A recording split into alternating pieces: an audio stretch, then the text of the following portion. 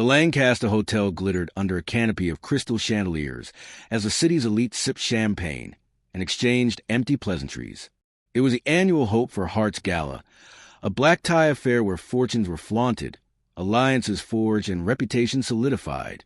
Amelia Vaughn floated between conversations with the ease of a seasoned socialite. As the youngest partner at Sterling and Ross, the most prestigious law firm in Manhattan, and the wife of tech mogul Daniel Vaughn, she had mastered the art of wearing perfection like a second skin. But perfection shattered at 9:42 p.m. A soft chime rippled through the ballroom as hundreds of phones lit up at once. Amelia, mid-toast with a state senator's wife, glanced down at her screen. From unknown, subject, the truth, to everyone. Underscore tonight, we strip away the lies. Jared Langston's affair with his CFO's wife? Confirmed. Mayor Ellis's secret payments to his campaign mistress? Documented. Olivia Vaughn's midnight rendezvous with her husband's business rival? Photographed. There's more. Much more. And this is just the beginning. Underscore. The message ended with a series of blurred photographs, ones that sharpened the longer you stared. The senator's wife gasped. A wine glass slipped from someone's hand. Conversations disintegrated into frantic whispers and panicked scrolling.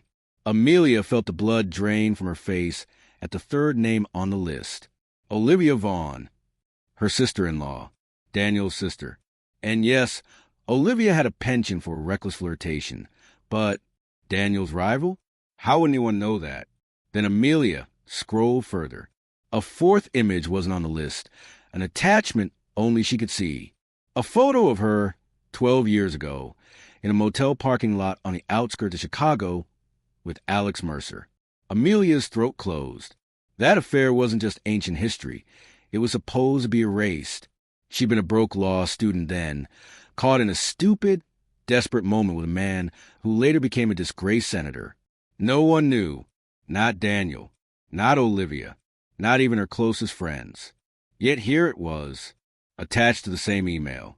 Her phone vibrated again. Unknown number. You kept your secrets well, Amelia. But I'm better. See you soon. She nearly dropped the phone. Around her, the gala imploded. Reporters dialing sources. Guests storming out. Furious whispers crisscrossing the room. Marriages detonated in real time. Careers dissolved before dessert. But Amelia barely noticed. She felt a sickening certainty that this wasn't about affairs or scandal. This was about her. By midnight, 5 names had resigned from office. 2 high-profile divorces hit the news. But Amelia sat locked in her study, scrolling through the leaked files, piecing together the pattern. The sender wasn't after random exposure. They knew personal details, secrets buried beyond public records. The timeline traced back to 12 years ago. Alex Mercer. But Alex died 3 years ago. A boating accident. She'd sent flowers to the funeral. Unless someone else had found out, her mind raced. Only 2 people knew she'd ever met Alex. Her roommate from law school and Daniel. No, Daniel never knew the full story. She was sure. She opened Alex's old scandal file, one she worked on secretly when Sterling and Ross represented his opponents. One name stood out now. Julian Park, Alex's campaign manager. The fixer who disappeared after Alex's fall. And rumor had it, Julian was back in New York. 3 days later, a second blast at the city, another email, more names, deeper cuts. Careers in politics, law, and finance were shredded. But attached to this email was a single message meant for one person. Tick-tock, Amelia. Her hands shook as she confronted Daniel that night. But his confusion was real, and his fear genuine when he realized they were targets too. That left only one option. Amelia tracked Julian to a midtown bar, the kind of place no one would notice a washed-up campaign strategist nursing a whiskey. "You're good," Julian said when she slid into the seat beside him. "But not good enough." "Why?" she whispered. "You left me no choice." He smirked. "When Alex died, you buried everything. Took your fancy job, your perfect marriage, while I was left to rot. Now, it's your turn to watch everything burn." Amelia leaned in. "Except you made a mistake." Julian frowned. She slid a flash drive across the table. I know about the offshore accounts, the hush money, and the one body that never surfaced after Alex's accident. His eyes narrowed.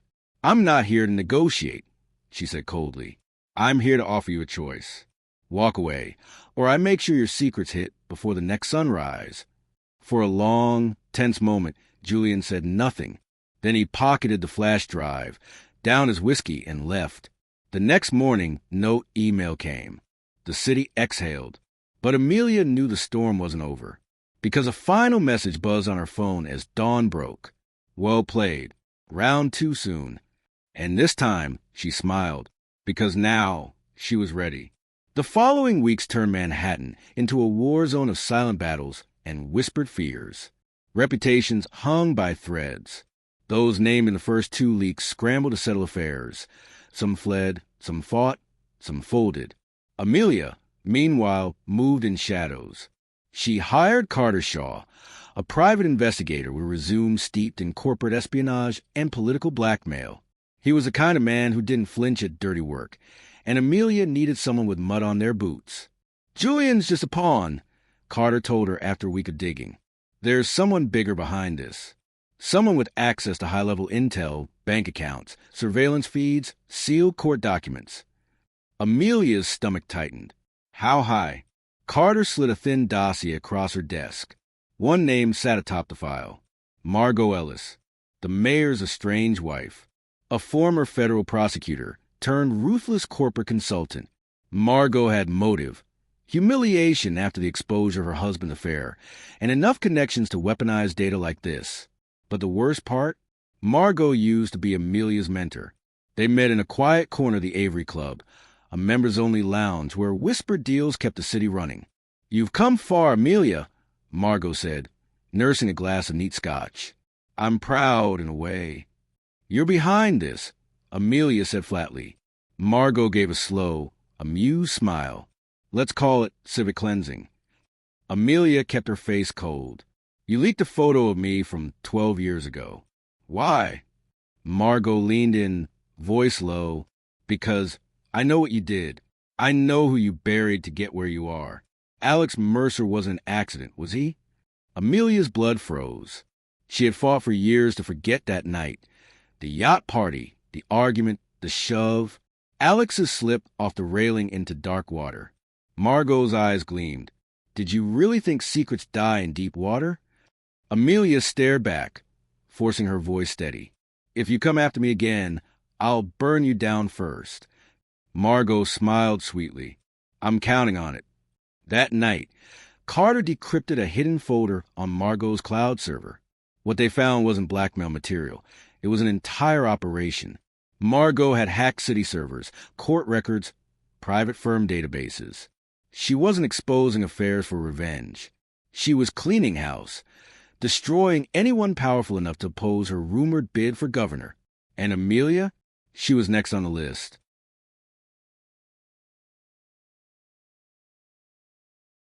The final confrontation came during a private fundraiser at the mayor's mansion, a carefully orchestrated affair Margot co-hosted. Amelia arrived alone, in a sleek black dress, carrying a single thumb drive. Margot met her on the balcony. You look radiant under pressure. Amelia smiled. So do you on live broadcast? Margot's eyes flicked in confusion, just as the massive screen inside the ballroom lit up. Bank records, illicit transactions, a web of corruption traced back to Margot herself. Amelia's planted signal had triggered the upload. Margot's smile finally cracked. You've made a mistake. No, Amelia whispered. I just played the long game better. The police arrived minutes later. Carter made sure of it. The morning headlines didn't spare anyone. Margot Ellis arrested. Behind citywide leaks. The secret power broker unmasked. Amelia's name was buried at the bottom, in whispers of how she'd helped expose the mastermind. Her reputation, for now, was intact. But as she stood by her penthouse window that night, sipping a glass of wine, her phone buzzed once more. A known number. Impressive. But the city isn't finished with you yet. She stared at the message. Because this time it wasn't Margot. And deep down, she knew this game was far from over. For 3 days after Margot Ellis's arrest, Amelia lived in a fragile calm. The media hailed her as a quiet hero. Sterling and Ross publicly backed her. Daniel, shaken but loyal, stood beside her at press conferences. Even the mayor himself sent a personal message of gratitude. But the last message on her phone, the one after Margot's fall, haunted her. Impressive, but the city isn't finished with you yet. Amelia knew better than to ignore it, so she set a trap. With Carter's help, she leaked a fake file, a fabricated secret implicating herself in a minor financial scandal. It was bait, disguised as carelessly stored data. Only someone actively monitoring her digital life would take it. They took it.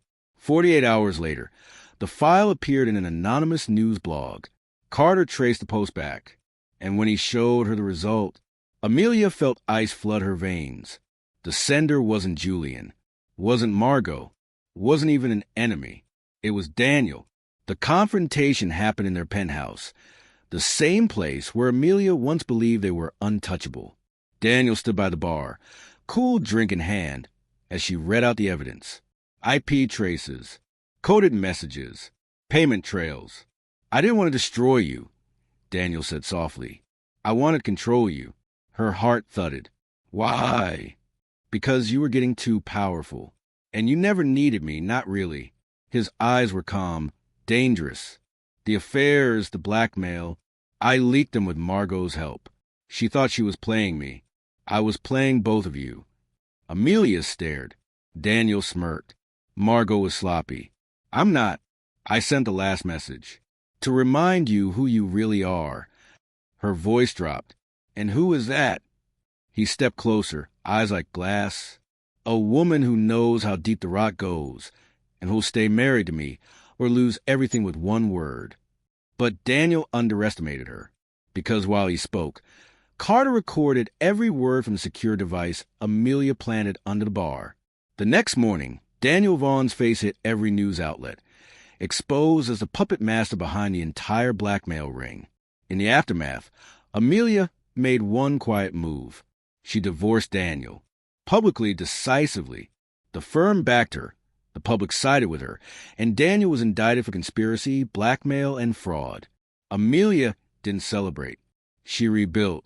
Quietly, powerfully. And when reporters asked how she survived Manhattan's darkest scandal, she gave the same answer every time. I faced the truth and I didn't blink. A year later, Amelia stood at a new gala, this time as guest of honor. The city's elite still whispered her name, but now with respect. Her phone buzzed. She checked. Unknown number. No more secrets. You won. She smiled and typed back. I always do. And slipped the phone into her clutch, walking back into a world that would never again own her.